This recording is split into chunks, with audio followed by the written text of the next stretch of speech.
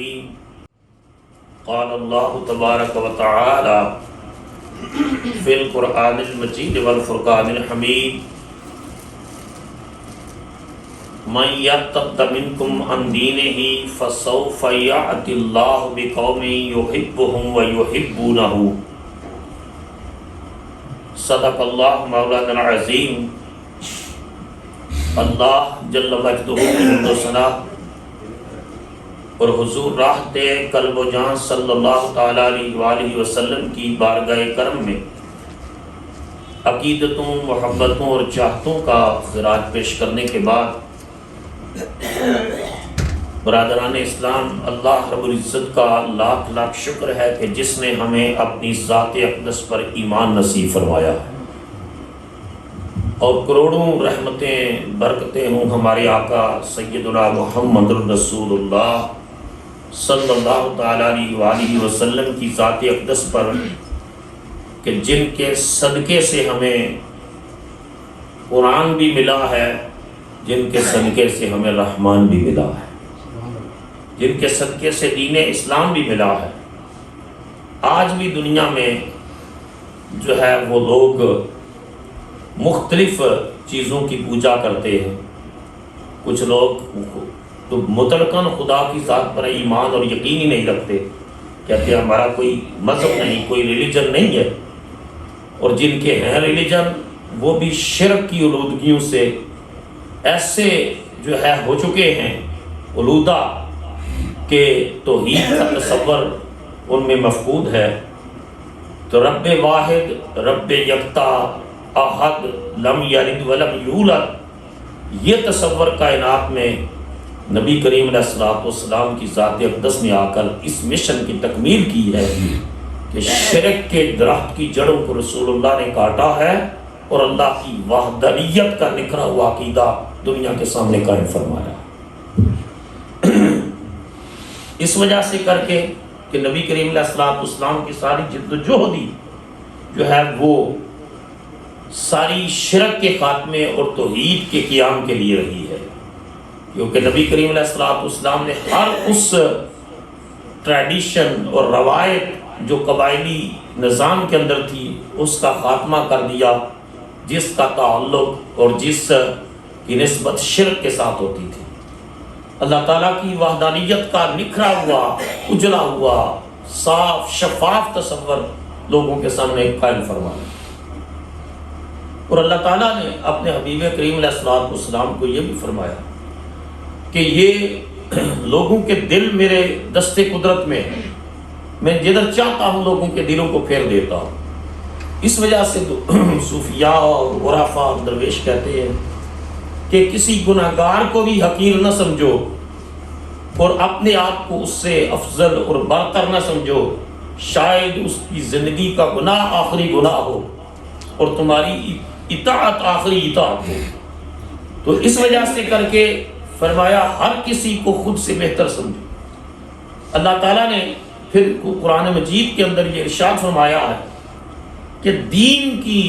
تبلیغ اور دین کا ابلاغ اور دین کی اشاعت اور دین کی سربلندی کے لیے جو جد و جہد اور کوشش ہے، یہ اللہ کی توفیق کے بغیر نصیب نہیں ہو سکتی۔ فرمایا من یرتد منکم عن دینہ،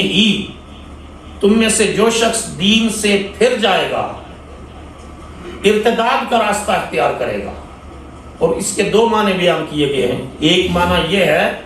کہ دین کو قبول کرنے کے بعد دین کو چھوڑ دے، مرتد ہو جائے۔ اب اس مرتد کی سزا اسلام نے قتل رکھی ہے، مگر بھی دنیا نے اس کے اوپر بڑا پراپیگنڈا کیا، واویلا مچایا کہ دیکھیں اسلام نے قتل کی، مرتد کی سزا قتل کیوں رکھی ہے، کہ جو ہے وہ ایک طرف قرآن کہتا ہے من شاء فلیؤمن ومن شاء فلیکفر، جو چاہے ایمان لائے اور جو چاہے کفر اختیار کرے۔ ایک طرف قرآن کہتا ہے لا اکراہ فی الدین قد تبین الرشد من الغی، دین کے اندر کوئی جبر نہیں ہے، اور دوسری طرف جو ہے جو دین کو چھوڑ رہا ہے اس کی سزا کو قتل کیوں قرار دیا۔ اس کے اوپر علماء نے بڑی بحثیں کی، لیکن مجھے سب سے زیادہ ڈاکٹر حمید اللہ ان کا نقطہ نظر پسند آیا، جنہوں نے ساری زندگی اسپین کے اندر گزاری اور سینکڑوں نہیں ہزاروں کی تعداد میں غیر مسلموں کو حلقہ اسلام میں داخل کیا، اور اتنے بڑے اسکالر تھے کہ ان کے خطبات باولپور جو ہیں، باولپور یونیورسٹی میں انہوں نے فی البدی جو خطبات دیے ہیں وہ ایسی اتھارٹی ہیں کہ آج بھی جو ہے وہ سیرت طیبہ کے اوپر ان کی جو ریسرچ تھی وہ بہت ہی، اگرچہ چند چیزوں پر ان سے اختلاف بھی اہل علم نے کیا ہے، لیکن مجموعی طور پر ان کی شخصیت اور ان کا، انہوں نے تو یہ بیان کی کہ جو مرتد ہو جاتا ہے نا اس کی سزا اسلام نے قتل کیوں رکھی ہے، لاجیکل عقلی دلیل دی۔ انہوں نے کہا اس کو دین چھوڑنے کی سزا نہیں دی جا رہی، اس کو سیاسی غداری کی سزا دی جا رہی ہے، اور دنیا کا کوئی ملک کانسٹیٹیوشنل وائلیشن کو، سیاسی غداری کو برداشت نہیں کرتا۔ ایک شخص امریکن پاسپورٹ ہولڈر ہو اور پھر امریکی مفادات کے خلاف کام کرے گا تو امریکہ کبھی بھی اس کو جو ہے وہ سپیئر نہیں کرے گا، کہے گا اس وجہ سے کر کے کہ تم نے یہ اوت اٹھائی ہے، حلف اٹھایا ہے، پلیج آف ایلیجنس ہے وفاداری کا، اس کے بعد تم اس کے خلاف کیوں ہے؟ تو ڈاکٹر حمید اللہ نے لکھا کہ جو شخص کلمہ پڑھ لیتا ہے، مسلمان ہو جاتا ہے، وہ اپنا پلیج آف ایلیجنس جو ہے وہ اپنی وفاداری اللہ اور اس کے رسول سے ثابت کر دیتا ہے، اقرار کرتا ہے، اس کے بعد اسلام کی ساورینٹی کو چیلنج کرتے ہوئے جب وہ چھوڑتا ہے تو اس کو اس کی سیاسی غداری کی سزا دی جائے گی، اس کو دین چھوڑنے کی سزا نہیں ہے۔ اس وجہ سے یہ قتل کی سزا رکھی ہے، اور یہ ایسا نقطہ نظر تھا جو جدید تعلیم یافتہ طبقے کو بھی جو ہے وہ مطمئن کر سکتا ہے کہ دنیا کا کوئی قانونی اور آئینی نظام اور سیاسی ڈھانچہ اپنے غدار کو معاف نہیں کرتا۔ اسلام تو ساری کائنات میں ایک افضل ترین نظام بن کر آیا ہے۔ سیدنا فاروق اعظم رضی اللہ تعالیٰ عنہ کے دور خلافت میں غسلہ کا ایک جو ہے وہ ایک بادشاہ تھا،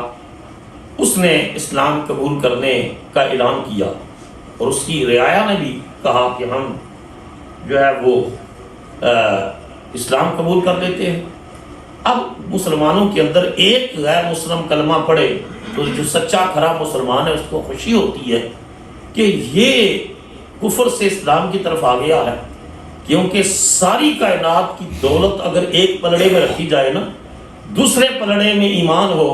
تو فرمایا ایمان کا پلڑا بھاری ہو، ایمان کا پلڑا بھاری ہو۔ تو مومن کو کسی غیر مسلم کے کلمہ پڑھنے سے راحت ہوتی ہے، خوشی ہوتی ہے، مسرت ہوتی ہے۔ رسول خدا صلی اللہ علیہ وسلم نے فرمایا کہ 100 سرخ اونٹ اللہ کے راستے میں دینے سے بہتر ہے کہ تیرے ذریعے ایک شخص کو ہدایت نصیب ہو جائے۔ ایک شخص تیرے ذریعے کلمہ پڑھ لے تو 100 سرخ اونٹ اس دور میں آپ اندازہ کریں کہ ایک لگژری سورس آف ٹرانسپورٹیشن تھا، آج کی مرسڈیز کے برابر اس کو سمجھ لے، تو 100 سرخ اونٹ اللہ کی راہ میں دینے سے زیادہ افضل ہے کہ تیرے ذریعے اللہ کسی ایک شخص کو ہدایت دے دے، مسلمان کر دے۔ اب یہ ہے کہ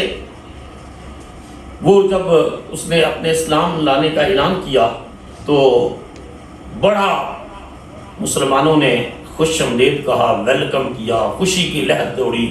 کہ ایک عام فرد نہیں، اپنے قبیلے کا سربراہ، اپنے علاقے کا بادشاہ وہ مسلمان ہو رہا ہے کلمہ پڑھنے۔ اب اس نے اسلام قبول کرنے کے بعد جو ہے وہ حج کے لیے آیا۔ جب حج کے لیے آیا تو اس کو بتایا گیا کہ تو اگرچہ بادشاہ ہے لیکن جو ہے وہ تیرے یہاں تو اللہ کے گھر میں شاہ و گدائی جیسے ہوں گے، تجھے وہی لباس پہننا ہوگا جو لباس محبوبیت ہے، جو ابراہیم خلیل اللہ نے پہنا، جو محمد حبیب اللہ نے پہنا صلی اللہ علیہ وسلم۔ اب اس نے وہ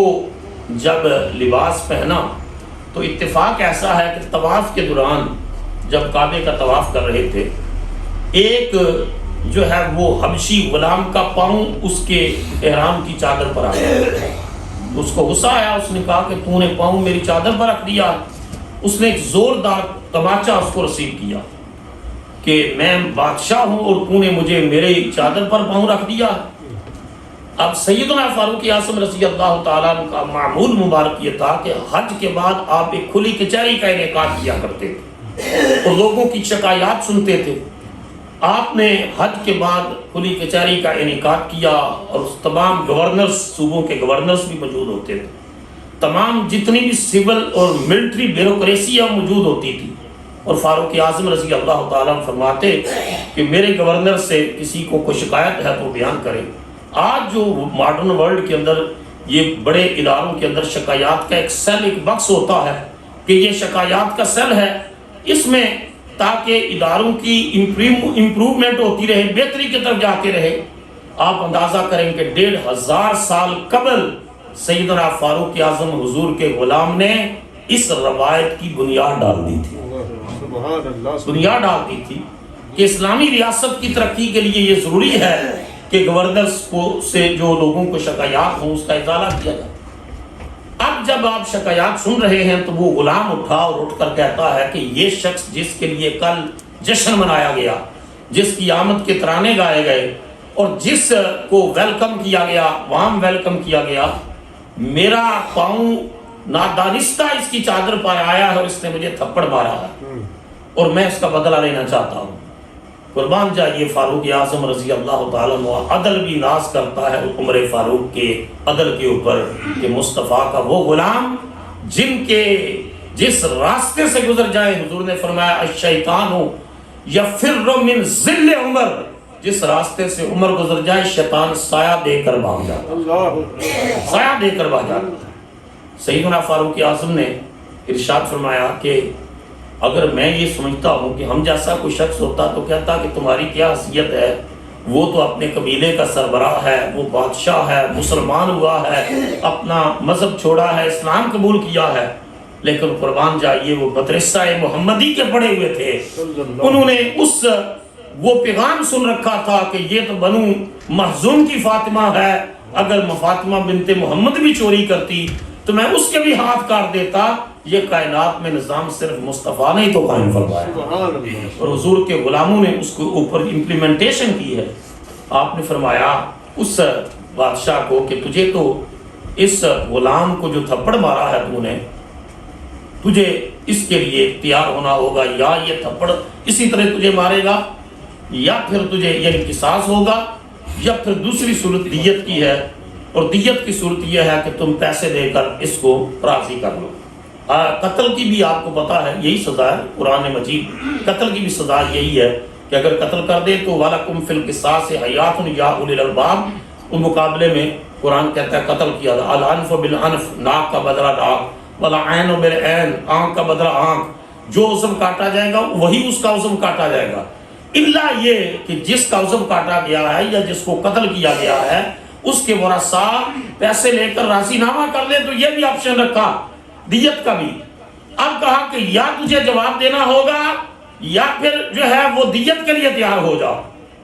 اس نے کہا کہ میں نے تو یہ سمجھا تھا کہ اسلام قبول کرنے کے بعد میری عزت بڑھے گی، کیا میرا مقام اور اس غلام اس حبشی کا برابر ہو سکتا ہے؟ فرمایا کلیسا میں تو نہیں ہو سکتا، محمد کے دین میں برابر ہے۔ کلیسا میں مقام برابر نہیں ہے، لیکن مصطفیٰ کے دین میں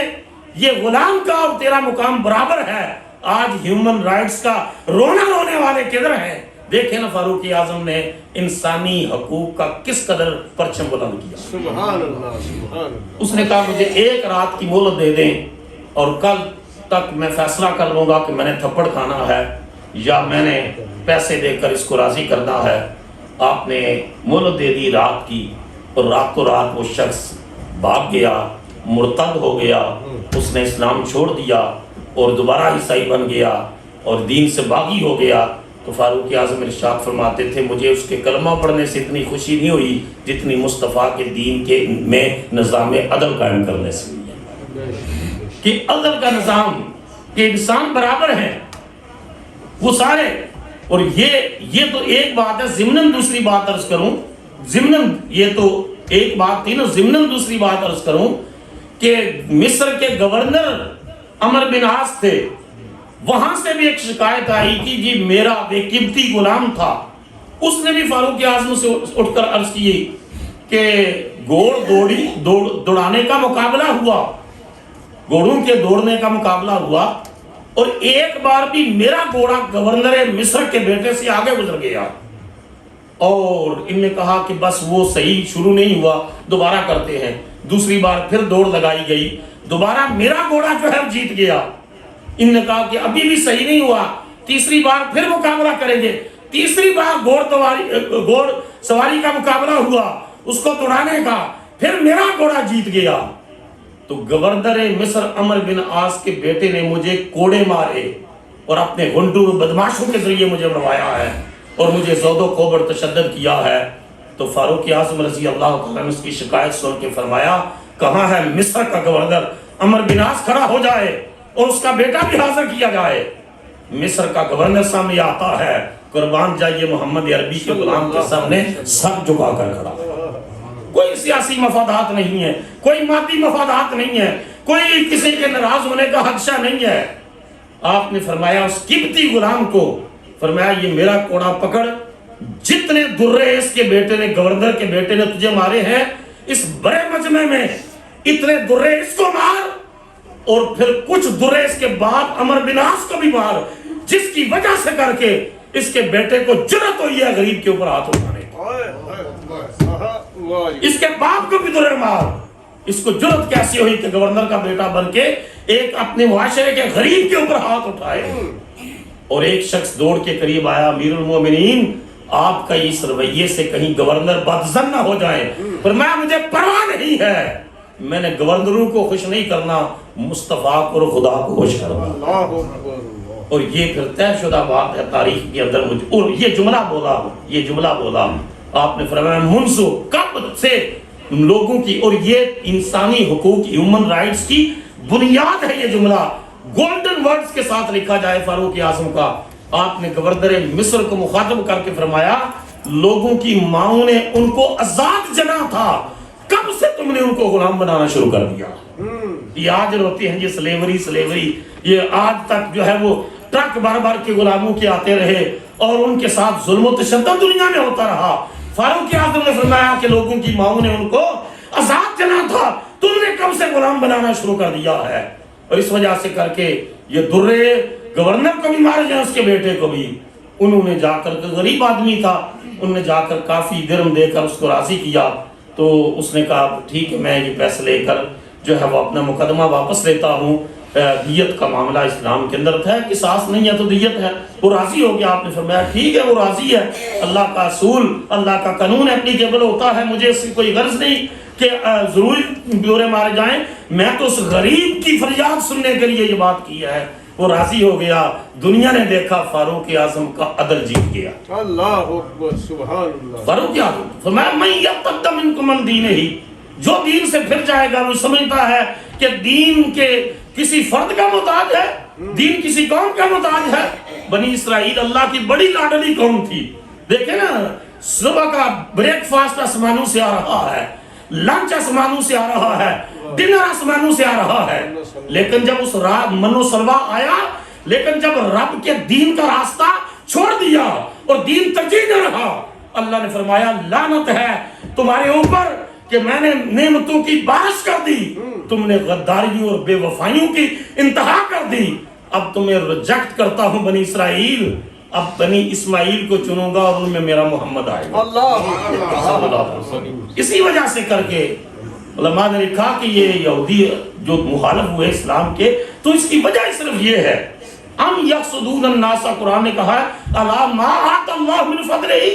کیا اس بات پر حسد کرتے ہیں کہ کسی کو اللہ اپنے فضل سے زیادہ دے دیتا ہے؟ اور یہ صرف اس وجہ سے ہوئے کہ جس وقت رسول کریم پیدا ہوئے تو اس یہودی مکہ مکرمہ میں تھا، اس نے مور نبوت دیکھی تو وہ چیخا، اس نے کہا ذہبت النبوۃ من بنی اسرائیل، اے بنی اسرائیل تمہارے اندر سے نبوت ختم ہو گئی، اب بنی اسماعیل کی وجہ سے، اسماعیل کی اولاد کی وجہ سے کے اور اس بچے کی وجہ سے کر کے قیامت تک اسماعیل اور ان کے خاندان کا نام چمکے گا اور ان کی عزت کے ڈنکے بجیں گے۔ اس وجہ سے کر کے مخالف ہوئے اس حسد کی بنیاد کے اوپر۔ تو اللہ نے فرمایا کہ میرا دین تو کسی کا محتاج نہیں ہے، من یرتد منکم عن دینہ، جو دین سے کہے گا کہ میں دین میں اپنا وقت نہیں دینا، دین کو پیسہ نہیں دینا، دین کے لیے صلاحیت نہیں دینی، دین کے ساتھ غداریاں کرنی ہے، وفاداری نہیں کرنی۔ اللہ کو نہ کسی فرد کی پرواہ ہے، نہ کسی جماعت کی پرواہ ہے، نہ کسی گروہ کی پرواہ ہے۔ یہ شمع کیا بجھے جسے روشن خدا کرے گا۔ جس دین کی شمع کو، وہ شمع کیا بجھے جسے روشن خدا کرے۔ دین کی جس شمع کو خدا روشن کرتا ہے، کائنات کے ساری پھونکیں مل کر اس شمع کو بجھا نہیں سکتی۔ جب تک اس شمع میں جان ہے، ہر آنے والے دن اللہ اس کی روشنی میں اضافہ ہی کرتا رہتا ہے۔ تو فرمایا من یرتد منکم عن دینہ، جو دین سے پھر جائے گا یا دین کا کام کرنا چھوڑ دے گا، دین کے لیے محنت نہیں کرے گا، دین کے لیے کوشش نہیں کرے گا، دین کے لیے جد و جہد نہیں کرے گا، دین کے لیے پیسہ نہیں دے گا، دین کے لیے وقت نہیں دے گا، دین کے لیے نکلے گا نہیں، زبانی کلامی بھی دین کے لیے وہ کچھ نہیں کرے گا، فرمایا پھر اللہ ریپلیس کر دے گا لوگوں کو۔ فَسَوْفَ يَأْتِ اللَّهُ بِقَوْمٍ، اللہ ان کی جگہ ایسے افراد لے آئے گا، ایسی قوم لے آئے گا، ایسی جماعت لے آئے گا جن کی پہلی کوالیفیکیشن یہ بیان کی، پہلی نشانی یہ بیان کی، پہلی خوبی یہ بیان کی، یحبہم، اللہ ان سے محبت کرتا ہوگا۔ تو جس شخص کا پیسہ اللہ کی راہ میں لگ رہا ہے، جس شخص جو اپنا وقت اللہ کی راہ میں دے رہا ہے، جو اپنی صلاحیت اللہ کی راہ میں دے رہا ہے، اس کے لیے اس سے بڑھ کر حوصلہ افزائی کی بات کیا ہو سکتی ہے کہ اللہ نے فرمایا یحبہم، اللہ اس سے محبت کرتا ہوگا۔ یہ بدقسمتی ہے آج مسلمانوں کی کہ یہ تھیاکریسی، یہ اسلام میں تھیالوجی نہیں تھا، اسلام میں تھیاکریسی ملائیت اور مذہبیت نہیں ہے کہ جی ایک مسجد کا امام ہوگا اور اس کی یہ ڈیوٹی ہوگی اور یہ سارا سلسلہ ہوگا۔ اسلام میں تو یہ تھا کہ گورنر مسجد کا امام ہوتا تھا، خلیفہ مسجد کا امام ہوتا تھا، وہی مسلمانوں کا نکاح پڑھاتا تھا، وہی گورنر مسلمانوں کا جنازہ پڑھاتا تھا۔ اب یہ جب سے انگریز آیا اور اس نے آ کر ڈویژن کی اور نے کہا جی یہ تھیاکریسی ایک شعبہ بن جائے، ملائیت اور مذہبیت ان کو ادھر رہنے دے جائے، اور اسمبلی اور قانون سازی اور لیجسلیشن اور دنیا داری میں جو ہے وہ باہر سے پڑے ہوئے لوگ وہ آئیں گے۔ اقبال چیختے تھے کہ جدا ہو دین سیاست سے تو رہ جاتی ہے چنگیزی، کہ باقی پھر چنگیزیت کا دین ہے، محمد کا دین نہیں ہے۔ محمد کا دین یہ ہے کہ مصطفیٰ کے دین میں جو ہے وہ گورنر اور خلیفہ وہ مسجد کا امام بھی ہوتا ہے اور اپنے صوبے کا سربراہ بھی ہوتا ہے۔ یہ دین کا تصور تھا۔ فرمایا یحبہم، اللہ ان سے محبت کرتا ہوگا، ویحبونہ،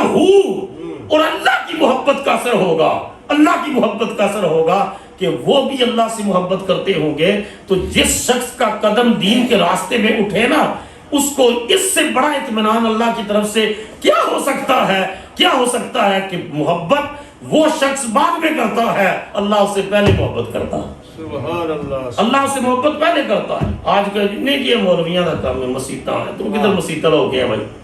تم کدھر مولویاں دے نال ٹر پیا، تم بڑا دنیا دار ہے، تیری بڑی آؤ بھگت ہے، تیری یہ ہے وہ ہے، مولویاں دا کام ہے بھی۔ تو جب یہ مولویوں کا کام ہے تو میں نے ایسے ایسے پاکستان میں لوگ دیکھے، ابھی میں اس کے اوپر ایک آرٹیکل بھی لکھ لیا، مکمل ہو گیا ہے، ہفتے تک شائع ہو جائے گا۔ علامہ اقبال کے بیٹے ان سے میں انٹرویو کیا جوید اقبال صاحب کا، تو انہوں نے یہ بات کہی، انہوں نے کہا کہ میں مذہبی مسلمان نہیں ہوں، میں ثقافتی مسلمان ہوں۔ اور حقیقت یہی ہے، آج اکثریت ثقافتی مسلمانوں کی، کلچرل مسلم۔ کلچرل مسلم کیا ہے کہ جی بس مسلمانوں کے گھر پیدا ہو گیا ہوں تو مسلمان ہوا، اور کیا ہے۔ اور مجھے آج تک ان کے لفظ یاد ہیں، انہوں نے کہا تھا آج تک لفظ یاد ہے، انہوں نے کہا تھا جب میں نے انٹرویو، انہوں نے کہا یہ اس نے اتفاق ہے کہ میں اقبال کے گھر پیدا ہو گیا ہوں۔ اس وقت امریکہ میں کلنٹن کی حکومت تھی، انڈیا میں واجپائی کی تھی۔ انہوں نے کہا اس نے اتفاق ہے کہ میں اقبال کے گھر پیدا ہو گیا ہوں، میں کلنٹن کے ہاں بھی پیدا ہو سکتا تھا، میں واجپائی کے ہاں بھی پیدا ہو سکتا تھا۔ اور میں بڑے پھر کتاب بھی انہیں گفٹ کی، گریبان شاک اور ساری میں نے پڑھی۔ نے کہا کہ میں بڑے درخت کے نیچے چھوٹا پودا ہوں جو اپنی شناخت نہیں بنا سکا، اور جنازہ پڑھانے والا داڑھی منڈا انسان تھا، اور آج تک پتہ نہیں کہ قبر کدھر ہے، لیکن جس نے زندگی محمد کی محبت میں گزاری آج کتاریں لگی ہوتی ہیں وہاں، آج وہاں کتاریں لگی ہوتی ہیں۔ تو یہ تو بڑا واضح معاملہ ہے کہ جو شخص وفادار ہوگا خدا کا، جو وفادار ہوگا رسول کا، دنیا میں بھی عزت اس کی ہوگی، قبر میں بھی عزت اس کی ہوگی، حشر میں بھی عزت اس کی، کیونکہ قرآن کا اصول ہے ان العزت للہ جمیعا، عزت ساری کی ساری رب کے نام کے ساتھ ہوگی، عزت رسول کے نام کے ساتھ ہوگی، عزت دین کے نام کے ساتھ ہوگی۔ جو اللہ اور اس کے رسول کے دین سے وابستہ ہو جائے گا، اللہ اس کو رزق بھی عطا کرے گا، اللہ اس کو عزت بھی عطا کرے گا۔ شرط ہے کہ وہ وفاداری دین کے ساتھ کرے۔ ایک کانسٹیبل کی کیا حیثیت ہوتی ہے، لیکن ممتاز قادری کی قبر دیکھ لو، پھولوں سے سجی ہوتی ہے۔ ایک معذور آدمی کو لوگ روٹی نہیں دیتے، کھانا نہیں دیتے، شام کے وقت بھوکے بچے مرتے ہیں، خادم حسین رضوی کی قبر پھولوں سے لدی ہوتی ہے۔ یہ فرمایا میرے دین کے ساتھ وفاداری کرنے والے دنیا دیکھے گی کہ میں پھر اپنے وفاداروں کو کس طرح نوازتا ہوں۔ ان یہودیوں کے بارے میں اللہ تعالیٰ نے قرآن مجید میں ایک لفظ بولا، ایک لفظ میں فرمایا وما قدر اللہ حق قدرہ، جس طرح خدا کی قدر کرنے کا حق تھا نا، انہوں نے خدا کی قدر نہیں کی، اللہ کی قدر نہیں کی۔ اللہ کی قدر کیا ہے کہ رسول اللہ پر ایمان لے آتے، حضور کے دین کو قبول کرتے، اور نبی کریم صلی اللہ علیہ وسلم پر جب جو ہے وہ حسین سواد یہ نون حسین، یہ یہودیوں کے عالم مسلمان ہوئے، حضور نے ان کا نام رکھا عبداللہ بن سلام، ان کا عبداللہ بن سلام رکھا۔ اس کے پھر ضمن ابھی وقت نہیں ہے، عرض کر دوں، وہ کہتے ہیں کہ میں نے دو روایتیں، ایک روایت کیا وہ کہتے ہیں کہ میں نے 100 سوالات ذہن میں رکھے تھے کہ حضور سے کروں گا، اگر یہ انہوں نے جواب دے دیا تو میں ایمان لے آؤں گا، اور اگر جواب نہ دیے تو پھر میں ایمان نہیں لاؤں گا۔ عالم تھے بہت بڑے، وہ کہتے ہیں کہ جو ہے وہ 100 سوال لے کر کے، ایک حدیث کے الفاظ ایک روایت میں ہے کہ میں لے کر کے حضور کی بارگاہ میں گیا، جب میں نے چہرہ دیکھا تو میں سارے سوال ہی بھول گیا، میں سوال ہی بھول گیا۔ اور دوسری روایت جو ہے وہ بخاری کی ہے،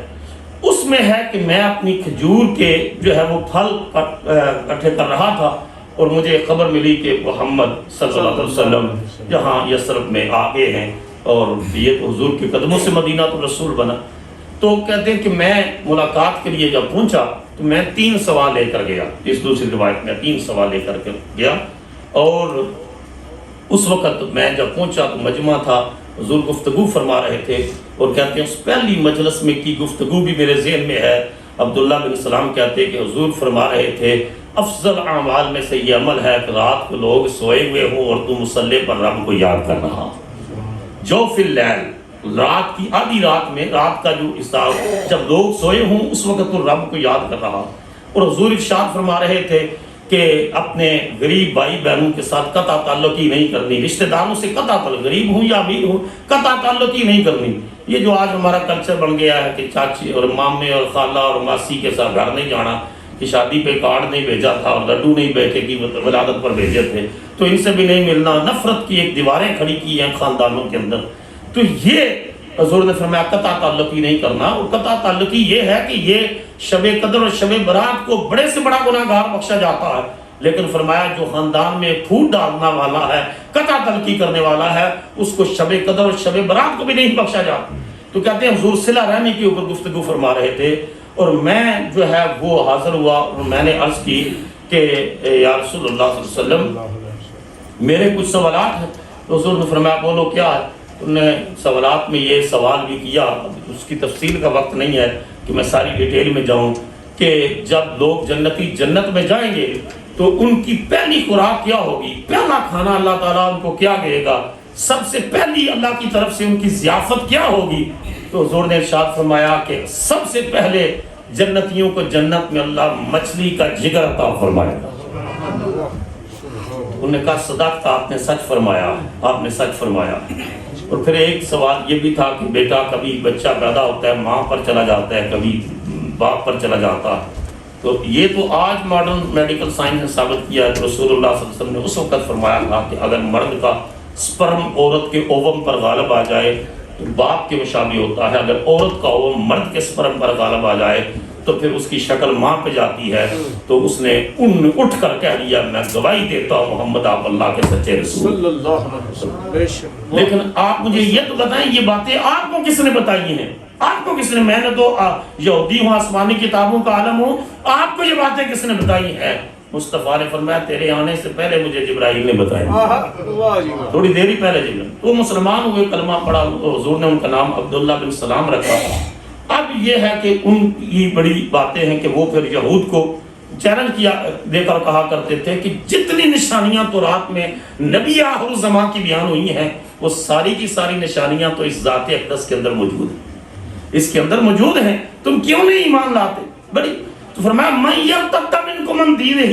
جو جان بوجھ کر دین کا کام نہیں کرے گا، دین کے ساتھ بے وفائی کرے گا، اللہ کو اس شخص کی ضرورت نہیں، اس کے پیسے کی ضرورت نہیں، دنیا سے قارون آیا اس کا پیسہ لے کر دنیا سے چلا گیا، دنیا سے چلے گئے، پیسہ اللہ کی راہ میں نہیں دینا، وقت نہیں دینا، صلاحیت نہیں دینی، جو ہے دلچسپی نہیں دین کے کام میں لینی، تو اللہ کو کسی فرد کی پرواہ نہیں۔ دنیا میں کتنے کتنے انٹرپرینور ہیں، ملینئر ہیں، بلینئر ہیں، کیا ہے وہ دنیا میں اپنی دولت کے نشے میں جو ہے وہ غرق ہو گئے۔ عزت اسی کی ہوگی جو خدا سے وفاداری کرے گا، جو محمد سے وفاداری کرے گا صلی اللہ علیہ وسلم۔ اور یہ جو ہے جس کو اللہ توفیق دیتا ہے وہ پھر اس کی مال و دولت نہیں دیکھتا، اس کی شکل و صورت نہیں دیکھتا۔ جس کو رد کر دینا، یہ پیر صاحب رحمۃ اللہ علیہ نے ضیاء النبی شریف میں لکھا ایک جملہ، یا اللہ میں بلا نہ دیا جاؤں کبھی بھی، میں نے تیرے دین کی نوکری کی ہے، خدمت کی ہے، میں بلا نہ دیا جاؤں۔ اللہ نے فرمایا محمد کرم شاہ میں کس طرح تجھے بھولوں گا، تو نے ساری زندگی میرے ساتھ وفاداری کی، اب دنیا کے ہر ملک میں ان کے نام پر ادارے بن رہے۔ اللہ کی وفاداریاں تو دیکھو نا، اللہ کی وفاداری۔ تو پیر صاحب نے ایک مقام پر فرمایا کہ کوئی زمیندار تھا اور اس کے ساتھ جو ہے وہ اس کا ایک خادم بھی تھا۔ زمیندار کبھی نماز کے قریب بھی نہیں گیا، کبھی تلاوت نہیں کی قرآن کی، اور اس کا جو خادم تھا، نوکر تھا، دیہڑی لگاتا تھا، وہ نماز کا وقت آتا تو وہیں وضو کرتا اور وہیں زمین کے اوپر سجدے کرتا اللہ کے حضور۔ تو گھوڑے پر سوار ہو کر وہ ہار اس خادم کے ہاتھ میں ہے اور وہ زمیندار اس کے اوپر سوار ہے اور وہ مسجد کے پاس سے گزرے۔ آج بھی آپ دیکھیں یہ کوئی ایسی بات نہیں ہے جو آپ کے سامنے نہ ہو، گاڑی کے اندر 4 بندے بیٹھے ہوں، نماز کا وقت ہو، بھائی نماز کا وقت ہے کہ تسی پڑھا وہ اسی بہنے آتے اور تو موت پئی ہے، تسی کیوں نہیں نماز پڑھتے، تسی کیوں نہیں اللہ کی بارگاہ میں سجدہ دیندے؟ یقین جانے بڑا افسوس ہوتا ہے اس وقت جب میرے ساتھ خود بندے ہوتے ہیں نماز نہیں پڑھتے، کہتے جی تسی پڑھا وہ، اب کسی کے سر کے اوپر ڈنڈا تو نہیں مارنا کہ آپ نے ضرور پڑھنی ہے، بھائی وہی دعوت ہی دینا ہے۔ نبیوں کو بھی اللہ نے پابند نہیں کیا کہ آپ نے کسی کو مجبوراً پابند کرنا ہے، نبی کا کام بھی یہ ہے کہ اللہ کی دعوت دینی ہے، اللہ کا پیغام پہنچانا ہے۔ تو وہ زمیندار جو ہے وہ اپنے مالک کو کہتا ہے کہ مسجد کے پاس سے ہم گزرنے لگے ہیں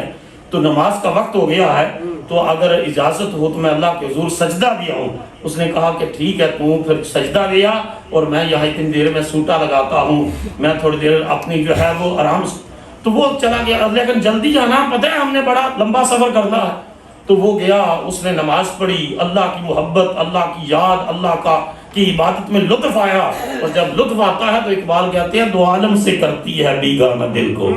دو عالم سے کرتی ہے بیگانہ دل کو، عجب چیز ہے لذت آشنائی، جب اس کی آشنائی کی لذت ملتی ہے نا تو پھر کائنات کی لذتوں سے بے نیاز کر دیتی ہے۔ وہ کافی دیر اللہ کی یاد میں رہا اور باہر نکلا تو وہ سخت غصے میں تھا، اور اس نے جو ہے وہ بڑی اس کو گالی گلوچ دے کر کے اس نے کہا اندر تنو کنے بننے آسی، اتنی دیر تو لگا دی۔ انہیں کیا جنہیں تنو باہر بننے آسی، انہیں منو اندر بننے،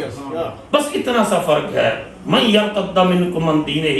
جو دین سے ہٹ جائے گا تو وہ فرماتا ہے پھر مجھے اس شخص کی پرواہ نہیں۔ اللہ فرمایا من یرتد منکم عن دینہ فسوف یأتی اللہ بقوم، اللہ قریب ایسی قوم لے آئے گا، ایسی افراد لے آئے گا، ایسی جماعت لے آئے گا، یحبہم، جن سے اللہ محبت کرتا ہوگا، ویحبونہ، اور اللہ کی محبت کا اثر ہوگا کہ وہ بھی اللہ سے محبت کرتے ہوں گے۔ تو کسی نے کہا یہ قدم اٹھتے نہیں ہیں، اٹھائے جاتے ہیں، خدا کی توفیق، اللہ کا فضل، اللہ کا کرم پہلے شامل حوال ہوتا ہے، پھر انسان اللہ کے راستے میں قدم اٹھاتا ہے اور اس کی رحمت آگے بڑھ کر اس کی دستگیری کرتی ہے۔ ایک بہت بڑے امام گزرے ہیں، ان کی تفسیر ہے تفسیر ناصری، موجود ہے تفسیر، یعنی جس کو اللہ توفیق عطا کرتا ہے۔ یہ سارا معاملہ توفیق کا ہے، بولو کس بات کا ہے؟ توفیق کا ہے۔ کہتے ہیں کہ فلاں شخص ہٹ گیا، کہا ہٹ نہیں گیا، اللہ نے ہٹا دیا اس کو، اللہ نے ہٹا دیا۔ اور جس کو نوکری ملی ہوئی ہے نا اس نوکری پر فخر کرے، شکر کرے، ناز کرے کہ اللہ مجھے تیرے گھر کی خدمت مل جائے، اس سے بڑھ کر اور کیا ہے، یا میرا پیسہ تیرے گھر کی خدمت میں لگ جائے تو اس سے بڑھ کر اور کیا ہے۔ جب میرا وقت تیرے دین کے لیے نکلا جائے تو اس سے بڑھ کر میری سعادت اور کیا ہے؟ تو یہ ان کے بارے میں حضرت نظام الدین اولیاء محبوب الہی رحمۃ اللہ علیہ نے لکھا ہے کہ وہ ان کو جو ہے وہ بیماری تھی، اور یہ بیماری ایسی تھی کہ جس میں سکتہ کی بیماری تھی، اور سکتہ کی بیماری میں پتہ نہیں چلتا کہ انسان جو ہے وہ ابھی زندہ بھی ہے، فوت ہو گیا ہے۔ اس لیے میڈیکل 700 سال پہلے کی بات انہوں نے بیان کی، اتنی امپروومنٹ نہیں تھی۔ تو وہ سکتہ کی بیماری، یہ یہاں جو ہے حافظ صاحب ہمارے پاس رہے ہیں، فیض صاحب، ان نے بھی اپنے جو ہے وہ ایک بزرگ ان کا بیان کیا، ان کو بیماری تھی، انہوں نے گولڑا شریف دفنا دیا، تو انہوں نے خواب میں ملے، انہوں نے کہا میں تو فوت نہیں ہوا تھا، تم نے مجھے اس بیماری میں دفنا دیا ہے، لیکن اب مجھے میری قبر نہیں کھولنی، اللہ نے میرے لیے آگے بڑی آسانیاں پیدا کر دی، بڑی آسان۔ تو حضرت نظام الدین اولیاء نے لکھا کہ وہ سکتہ لوگوں نے سمجھا وصال فرما کے ہم فوت تو نہیں ہوئے تھے، تو انہوں نے جنازہ پڑھا، جنازہ پڑھنے کے بعد جو ہے وہ ان کی تدفین کر دی۔ جب ان کی تدفین کر دی تو انہوں نے قبر میں دیکھا، بیماری کی کیفیت ختم ہوئی، ہوش آئی، تو انہوں نے محسوس کیا کہ میں تو قبر میں ہوں، اور یہ قبر میں ہوں اور معاملہ ایسا ہے۔ تو انہوں نے جو ہے وہ لوگوں کو پتہ نہیں چلا، تو انہوں نے چونکہ عالم تھے تو انہوں نے حدیث پاک پڑھ رکھی تھی کہ کوئی انسان کسی پریشانی میں مبتلا ہو جائے، مشکل آ جائے، حل نہ ہوتی ہو، وہ 40 مرتبہ سورہ یاسین شریف پڑھے، اللہ مشکل آسان فرما دے۔ اونچا بولو سارے، کتنی بار؟ 40 بار۔ باپو یہ بھیجتے اس کے ساتھ پاس جاؤ، اس کے بعد اللہ کا قرآن سب سے بڑا وظیفہ، سب سے بڑا وظیفہ اللہ کا قرآن۔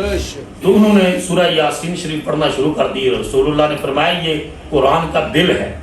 فرمایا یہ قرآن سورہ یاسین یہ قرآن کا دل ہے۔ تو یہ وہ میں نے حمزہ یوسف ان کی ایک لیکچر سنا، انہوں نے کہا امریکہ میں اچھا انہوں نے زیتونہ کالج بنایا ہے اور اچھے اسکالر ہیں، صوفی اسکالر ہیں۔ ان کا میں نے سنا خطاب، انہوں نے کہا کہ پاکستان اور انڈیا میں ایسے لوگ ہیں جو ہر روز نہیں تو جمعے کے دن کم از کم سورہ کہف اور سورہ یاسین کی تلاوت ضرور کرتے ہیں۔ یہ سورہ کہف اور سورہ یاسین، سورہ کہف کی جمعہ کے دن خاص کر کے فضیلت آئی کہ جمعے والے دن آپ سورہ کہف کی تلاوت کریں، اور سورہ یاسین تو مشکلیں آسان کرتی ہے، ایسے بہت ہی مشکلیں آسان ہوتی ہیں۔ تو میں جو ہے وہ روزوں رمضان شریف میں جی میں 2 قرآن مکمل کر چھڑے، اس کے بعد 11 مہینے تک میں فارغ ہوں، ٹھیک ہے۔ یہ قرآن پاک کو روزانہ جو ہے وہ ایک بیوروکریٹ اس کا انہوں نے کہا جی میں تو روز کہتا جی میں کل شروع کروں گا، کل قرآن پڑھنا شروع کروں، کل قرآن پاک کی تلاوت شروع کروں گا۔ پھر ایک دن قرآن کی آیت نے مجھے کہا، میں بہت بزی اسکیجول تھا، اللہ نے فرمایا فقرؤ ما تیسر من القرآن ہے کہ جتنا بھی میسر آ سکے قرآن سے پڑھ لیا کرو۔ تو میں نے کہا میرے رب نے تو میرا مسئلہ ہی آسان کر دیا ہے، وہ سپارے کا تو تقاضا ہی نہیں کر رہا، وہ کہتا ہے جتنا بھی پڑھ سکتا ہے روز پڑھ لیا کر، تو کم ایک پڑھ لیں، ربع پڑھ لیں، کوارٹر پڑھ لیں، نصف پڑھ لیں۔ جو قرآن کی تلاوت کرتا ہے اس کا بھی ثواب ہے، قرآن کی زیارت کا بھی ثواب ہے۔ تو کہتے ہیں میں نے سورہ یاسین کی تلاوت شروع کر دی، اور جب میں نے تلاوت شروع کر دی تو میں 35 مرتبہ پڑھ چکا، تو مجھے محسوس ہوا کہ میری قبر کی مٹی کسی نے ہٹانی شروع کر دی ہے، اور میں 38 مرتبہ پڑھ چکا سورہ یاسین شریف، تو قبر کی مٹی جو ہے بالکل پیچھے ہٹنا شروع ہو گئی، اور 39 مرتبہ میں نے سورہ یاسین شریف مکمل کی، تو مجھے محسوس ہوا کہ قبر میں کوئی شخص اتر رہا ہے۔ اور جب میں 40 اور وہ کون تھا؟ بیسیکلی اس دور میں کفن چور ہوتے تھے، کفن چوری کرتے تھے، وہ قبروں پر نشانی لگا لیتے کہ اس قبر کو رات میں اس کا کفن چرائیں گے، تو وہ کفن چور تھا، تو اس نے نشانی لگائی تھی، وہ کفن چوری کرنے کے لیے آیا تھا۔ تو فرماتے ہیں جب 40 مرتبہ میں پڑھنی شروع کی تو میں نے دیکھا کہ میرے کفن کی تنیاں جو ہے وہ کوئی شخص کھول رہا ہے، اور جب میں ادھر سے 40 مرتبہ مکمل کر چکا، ادھر سے کفن کی تنیاں کھول کر کے کفن کھینچنے لگا، تو میں اللہ کا نام لے کر اٹھ کر کھڑا ہو گیا۔ جب کھڑا ہو گیا تو میرے خوف رہبت سے وہ شخص گرا اور گر کر مر گیا، وہ مر گیا۔ اور میں نے جب وہ مر گیا میں نے کہا قبر دے پہلا یہ تیرے واسطے انتظام ہو گیا ہے، پہلا یہ تیرے واسطے یہی منو غلطی نے دفنا سڑیا نے۔ کہتے ہیں وہ کفن میں نے باندھا، اور باندھ کے میں باہر نکلا قبر سے، اور باہر نکل کے اونچی آواز میں گلیوں میں کہا لوگو میں امام ناصری ہوں، پہلا ایک بندہ تک کے بے ہوش ہو گیا، وہ اور تک کے نہ مر جائے، کل تے حضرت نوں دفنا کے آئے ہیں، آج پھر تشریف لائے ہیں، تے یہ کس طرح ہو سکتا ہے کہ پہلا کوئی اور نہ من تک کے غش کھا کے مر جائے، ایک تے مر گیا کفن چھوڑ۔ آپ نے فرمایا کہ یہ گلیوں میں صدا لگاتا ہو گیا، اور حضرت نظام الدین اولیاء نے فرمایا ہے یہ بات قابل غور ہے، جس کی وجہ سے واقعہ ایک سورہ یاسین کی فضیلت، اور دوسرا اس وجہ سے کہ من یرتد منکم عن دینہ، جو دین کا باغی ہوگا پھر جائے گا، وقت نہیں دے گا، پیسہ نہیں دے گا، اللہ اس کو ددگار دے گا، اور جو دین کے ساتھ وفاداری کرے گا اللہ اس کے لیے برکتوں کے دروازے کھول دے گا۔ حضرت اگلا جملہ جس کے اوپر میں ختم کر رہا ہوں، حضرت نظام الدین اولیاء نے لکھا اس واقعہ کے بعد انہوں نے قرآن کی تفسیر لکھی۔ اونچا بولو نا، اس واقعہ کے بعد قرآن کی تفسیر لکھی ہے۔ مطلب کیا ہے؟ مطلب یہ ہے اللہ جس سے دین کا کام لیتا ہے قبر سے نکال کے بھی لے لیتا ہے، قبر سے نکال کے بھی کہتا ہے میرے قرآن کی نوکری کر، میرے قرآن کی خدمت کر۔ تو جو اس خدمت میں لگا رہتا ہے اللہ تعالیٰ اس کے لیے، یہاں ایک امام تھے، بہت سارے لوگ آفس بن کر یہاں، تو وہ ٹیکسی چلاتے تھے۔ میں نے ان کو ایک دن کہا، میں نے کہا ہمارے پاس امام صاحب نہیں آئے، میں نے کہا جی کتنے پیسے؟ میں کہا اتنے پیسے۔ انہوں نے کہا جی میں تو اوپر تو 4,000 کمانا۔ میں کہا پھر ساری زندگی وہ 4,000، میرے اوپر قرضے بڑے ہیں۔ میں نے اس شخص کو کہا، میں نے کہا میں تیرے ساتھ خود گارنٹی دیتا ہوں، حلف لے لو مجھ سے، اگر تم کسی مسجد کے ساتھ اللہ کے دین سے وابستہ ہو جاؤ اللہ تمہارے قرضے بھی اتارے گا، تمہارے لیے آسانیاں بھی پیدا کرے گا۔ میں منبر رسول پر کہہ رہا ہوں۔ کچھ عرصے کے بعد وہ کسی مسجد سے وابستہ ہوئے، اور اس کے بعد وہاں انہوں نے کام کیا، اور اس کے بعد انہوں نے مجھے خود کہا، انہوں نے کہا آپ کی ایڈوائس میں پہلے مان لیتا تو بہتر تھا، اللہ نے میرے لیے بہت آسانیاں پیدا فرمائی۔ تو من یرتد منکم عن دینہ، جو دین سے پھر جائے گا، فسوف یأتی اللہ بقوم، اللہ ایسی قوم لے آئے گا، ریپلیس کر دے گا، نئے لوگ لے آئے گا، یحبہم، ان سے اللہ محبت کرتا ہوگا، ویحبونہ، اللہ کی محبت کا اثر ہوگا کہ وہ بھی اللہ سے محبت کریں گے، اور مومنوں کے لیے نرم دل ہوں گے، کافروں کے لیے سخت ہوں گے۔ اللہ سے دعا کرو اللہ تعالیٰ مجھے اور آپ سب کو اور ہماری قیامت تک آنے والی نسلوں کو اپنے دین کی نوکری نصیب فرمائے، اپنے قرآن کی خدمت نصیب فرمائے۔ الحمدللہ ثم الحمدللہ۔ یہ جو ہے وہ کل تھرسڈے تھا، وینسڈے کو اللہ پاک نے ایک اور غیر مسلم عیسائی لڑکی کو مسلمان کرنے کی توفیق عطا فرمائی۔